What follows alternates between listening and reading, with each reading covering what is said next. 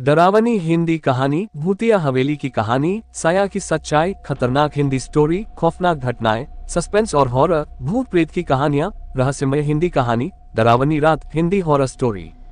एक पुरानी और रहस्यमय हवेली जहां जाने वाले कभी वापस नहीं लौटते।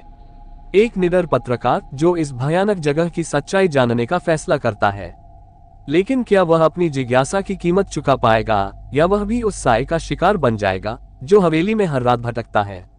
जानिए इस खौफनाक सफर की पूरी कहानी। साया, एक खौफनाक हकीकत में। हाँ, एक खौफनाक हकीकत। सुनील ने सुनर खाकी गांव के बाहर बनी पुरानी हवेली में अजीब घटनाएं होती हैं। लोग कहते थे कि वहां जाने वाले वापस नहीं लौटते। जिज्ञासा से भरे सुनील ने फैसला किया कि वह उस हवेली में जाकर सच का पता लगाएगा। रात का समय था। हवेली तक पहुंचने का रास्ता सुनसान और सन्नाटे से भरा हुआ था। चारों ओर सिर्फ जिंगुरों की आवाजें और पत्तों की सरसराहट सुनाई दे रही थी। सुनील ने अपने कैमरे और टॉर्च को संभालते हुए दरवाजा खोला। अंदर घुसते ही एक अजीब ठंडक ने उसे घेर लिया। हॉल में लगी पुरानी पेंटिंग्स उसे घूरती हुई सी लगी। टॉर्च की रोशनी में उसने देखा कि दीवारों पर गहरे क्रंच के निशान थे, जैसे किसी ने नाखूनों से उन्हें चीर दिया हो। अचानक उसे सीढ़ियों से किसी के दौड़ने की आवाज सुनाई दी। कौन है? सुनील ने चिल्लाकर पूछा, लेकिन जवाब में सिर्फ एक गूंजती हुई हंसी सुनाई दी। वह हिम्मत जुटाकर सीढ़ियों पर चढ़ने लगा। ऊपर पहुंचते ही उसे एक कमरे का दरवाजा आधा खुला दिखा। उसने दरवाजा खोला तो अंदर सिर्फ अंधेरा था। जैसे ही उसने टॉर्च का स्विच ऑन किया, उसे सामने एक परछाई नजर आई। परछाई स्थिर नहीं थी, बल्कि हिल रही थी। अचानक वह परछाई उससे बात करने लगी। तुम्हें यहां नहीं आना चाहिए था। अब तुम वापस नहीं जा सकते।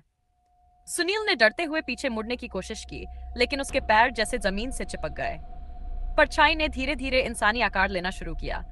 उसकी आंखें जलती हुई लाल थीं और उसका चेहरा पूरी तरह धुंधला था। तुम कौन हो? सुनील ने कांपती आवाज में पूछा।